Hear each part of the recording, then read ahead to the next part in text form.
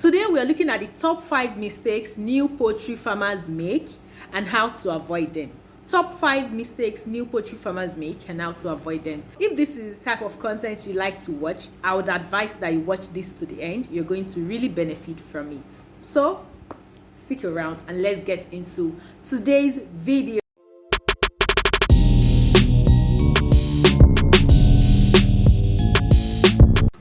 Hi guys, welcome to my channel. Welcome to Poultry with Modupe. My name is Modupe and today is the day 27th of me uploading poultry content every day in the month of December.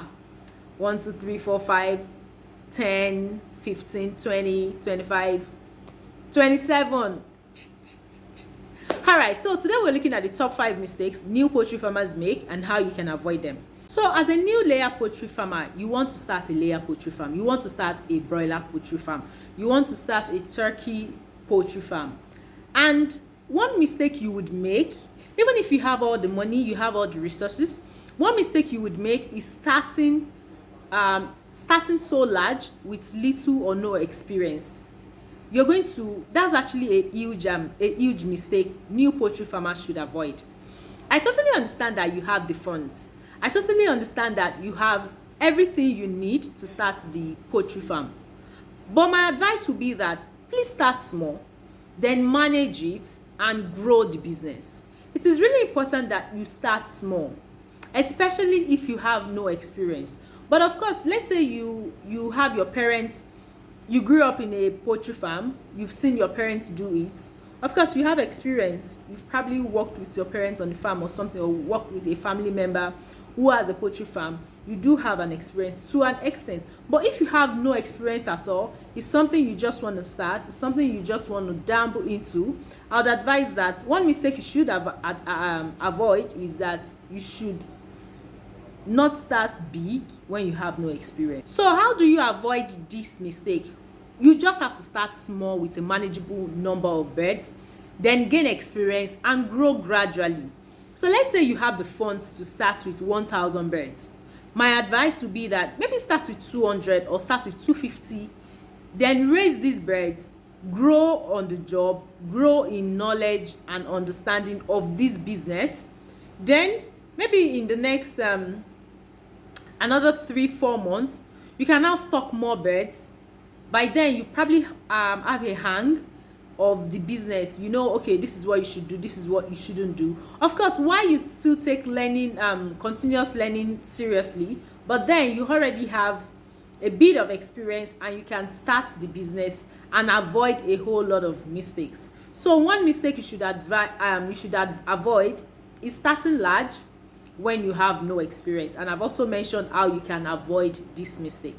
So number 2 mistake new poultry farmers make, and this get them in a lot of trouble, is when they ignore biosecurity measure and hygiene measures on their farm, especially when they also allow unrestricted access of people into their farm area.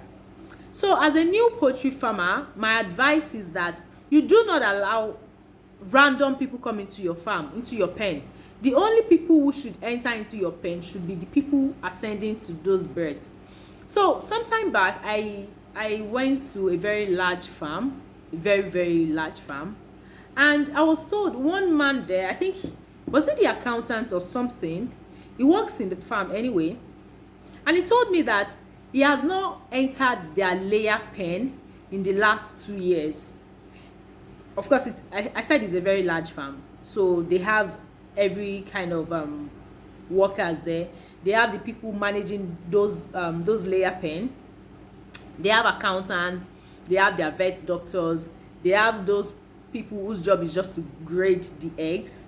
And this man, the accountant, is saying that of course he works on the farm at least 5 days a week, but he has not gone near their laying pen in the last 2 years.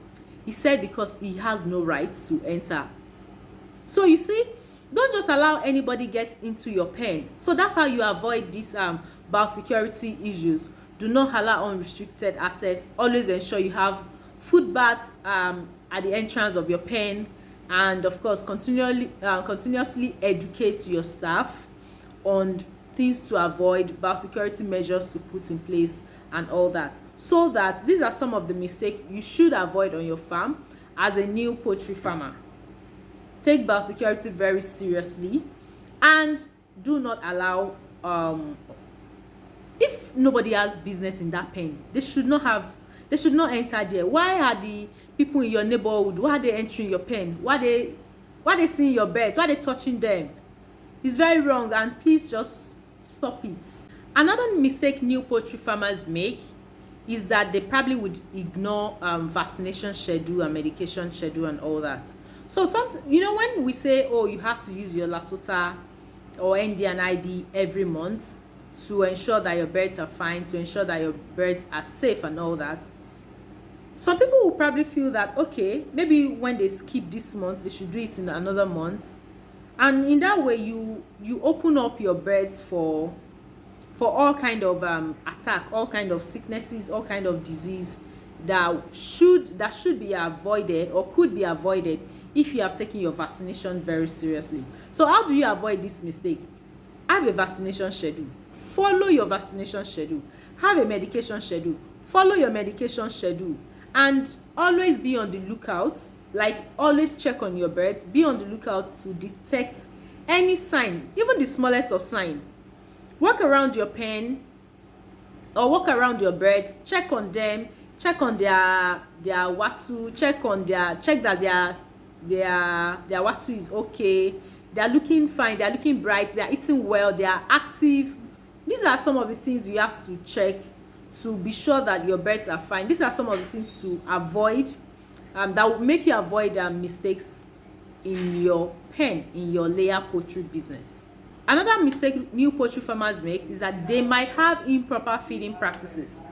Improper feeding practices in the sense that they might not give their birds the adequate quantity of feed at the right age.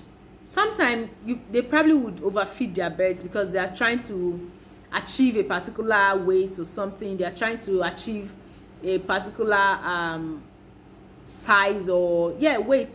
So they just feel that, okay, birds of 18 weeks or birds of 17 weeks, you're feeding them with over 100 gram or 110 gram of feed per bird per day. It is totally wrong. So when you feed your birds improperly, it is a huge mistake, and it will come back to haunt you in the near, it's not even far future, very, very near future. It's going to come back to haunt you. You're going to see the reason why you shouldn't have overfed your birds or underfed your birds, whichever case it might be. So how to avoid this mistake is that speak with experienced farmers, especially if you have no experience in this. Speak with experienced farmers. Let them give you feeding schedule. Speak with the hatchery you're going to get your birds from. Let them give you feeding schedule. Feed your birds at the right time. Don't overfeed them. Feed them properly. Then also, by all means, avoid wastage. That's also another thing, because if you don't overfeed them, you're going to definitely avoid wastage. Imagine you're supposed to feed birds with 1.5 bag. You're giving them 2 bags. That's half bag extra is wastage, because the birds will not do more than they should do. They will not do more than they will do. So that half bag you're giving them extra is just eating into your own profits as the farmer. Another mistake new poultry farmers make is that they lack market planning. Whenever I speak with people during my online consultation, by the way, I offer online consultation to new poultry farmers, intending poultry farmers, to give you a clear understanding, a clear picture of what you want to get into.